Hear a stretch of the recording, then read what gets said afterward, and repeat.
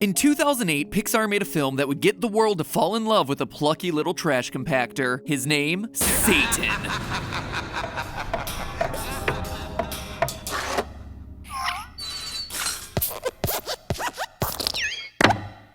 Hello, Internet! Welcome to Film Theory, a show that reminds you to put on your Sunday clothes when you feel down and out. You know, feels just like yesterday when I was talking about the 2008 Pixar classic WALL-E. Oh wait, it was just yesterday. Yeah, a few weeks ago while I was writing a theory further proving how everyone on board the Axiom spacecraft is unwittingly participating in cannibalism, I learned that apparently I'm not the only person to see a sinister underbelly to this heartwarming story of robot love in space. Back in 2017, a Reddit user by the name Vexelius had a wild idea. What if WALL-E, the robot, was Satan, and the whole space opera was a retelling of the biblical story of humanity's downfall in the Garden of Eden? Now, I know what you're thinking. That sounds insane, right? I've been doing this a long time, and I have a general sense of what makes a plausible theory from a bat guano crazy one.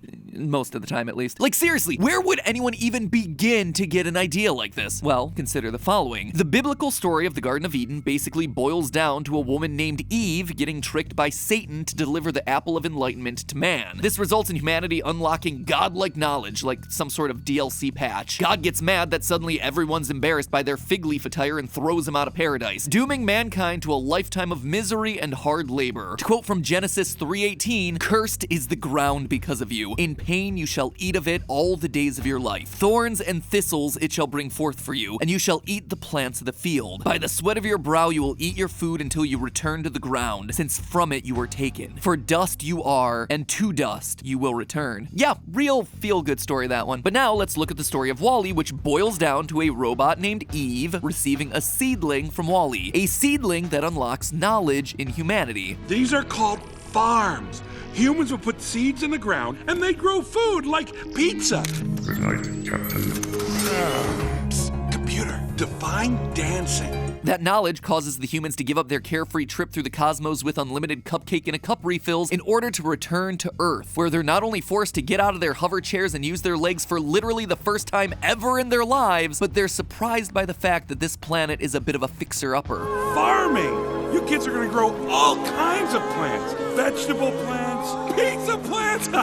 Once again, humanity's given up paradise for hard labor, farming out of the harsh wastelands of the Earth. And it all starts with the actions of one little robot named WALL-E filling the Satan role by giving Eve the seedling of enlightenment. And all of this is without even mentioning WALL-E's love of musicals, his favorite, Hello Dolly. Just saying, wake up here, sheeple! Long story short, in 529 words, Vexelius outlines his magnum opus, a theory that received widespread coverage across the internet. But does the theory hold up? Today we're getting biblical and psychological to answer the age-old question, is WALL-E Satan? What is paradise? Was humanity lured out of the spaceship of Eden by a little yellow robot in love? All of that and more in today's episode as we see whether Vexelius has a point. Ladies and gentlemen, I think you all know what this means. It's Morty time. Leave your theories in the comments below. I'll pick my favorites in the next episode of Morty.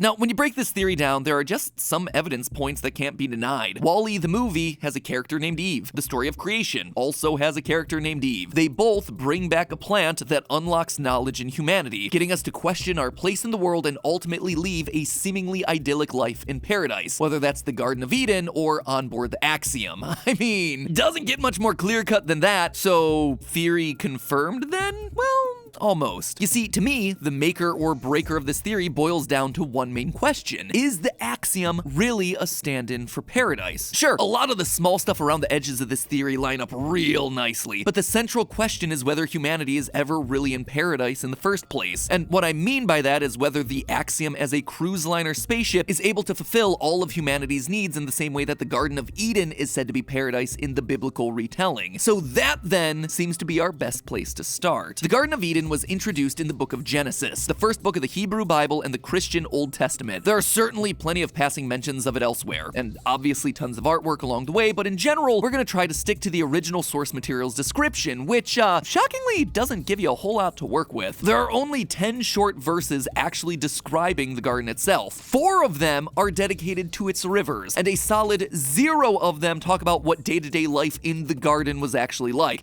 or even meant to be like. I mean, here, let me just just show you. This is pretty much all you have to go on. Quote, "And out of the ground the Lord God made to spring up every tree that is pleasant to the sight and good for food. The tree of life was in the midst of the garden, and the tree of the knowledge of good and evil." Blah, blah, blah. Here's all that boring river stuff, and here's the rest. "The Lord God took the man and put him in the Garden of Eden to work it and keep it, yada, yada, yada. Don't eat the apple, stupid." Oh yeah, and then there's the last verse where they run around naked. Final quote, "And the man and his wife were both naked and were not ashamed." That's it. That's what you got. Not a lot to go off of, so we're gonna have to read between the lines here. Basically, what we can infer is what you'd expect from years of seeing this story retold a bunch of times. Eden is a beautiful garden where there is no shame, endless food, and pure innocence. God's big issue with the apple of enlightenment is that suddenly humanity is granted knowledge of good and evil, implying that paradise is a place of blissful ignorance to the bad in the world. So, does the axiom fit the bill? Well, yeah. The people don't seem to need jobs, they get unlimited beverage refills, and they're carted around by neat hover chairs that prevent them from ever having to walk around. The temperature is always 72 degrees, they have no knowledge of whether it's actually day or night, and robots take care of their children. Just like God's springing up every tree that is pleasant to the sight and good for food, we have robots and screens able to deliver whatever we want to watch and eat, assuming of course that it's not ground up human flesh like I've guessed in previous theories. Essentially, it's a world where your biggest decision on a day-to-day basis is whether you should go to the virtual golf course or order another hot dog. Nobody has to worry about putting IKEA furniture together, and they can chat with their best buds while getting their hair done by polite robots who are very complimentary.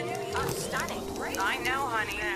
This does seem to be living the dream, as presumably there's no poverty, no war, no stressful work schedules, no dangerous weather conditions to interrupt your game of virtual tennis. According to the commentary on the WALL-E DVD, director Andrew Stanton said that the people aboard the Axiom, after hundreds of years of being immobile, have regressed into big babies, with shrinking arms and legs and ears that aren't fully formed. Again, if paradise is truly defined to be a state of perpetual innocence while being supervised by an all-powerful being, then yeah, being able to return to the state of a baby in your hover chair while the AI cares for you is the literal definition of paradise. As if all of these parallels weren't enough, eating the apple is the event that introduces the idea of death into the creation myth. In Genesis 2:17, God warns Adam and Eve, quote, "But of the tree of knowledge of good and evil you shall not eat, for in the day that you eat, you shall die." Likewise, on board the Axiom, people live long lives. When we first meet Captain McCree, we scan past a wall of portraits. 5 people who served as captain long before him, each with an average tenure of around 133 years, implying that people on board the ship live a long, long time. Adding up the captain's terms for these 5 people and you get yourself a whopping 666 years. 666. Wait, hold on. Let me do that math again. 2,248 minus 2,774 minus adding this and carry the 1, and you get 666.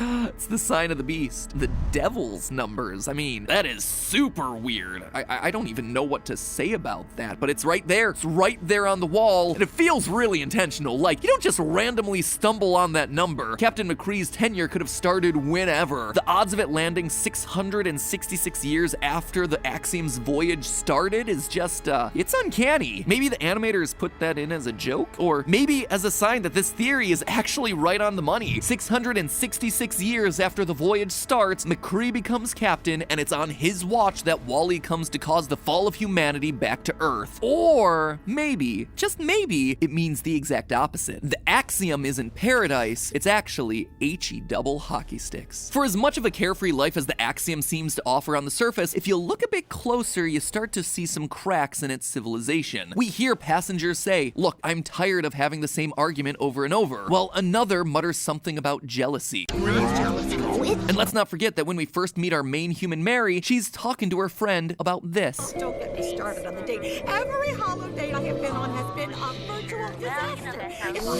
had one who wasn't so superficial, you know?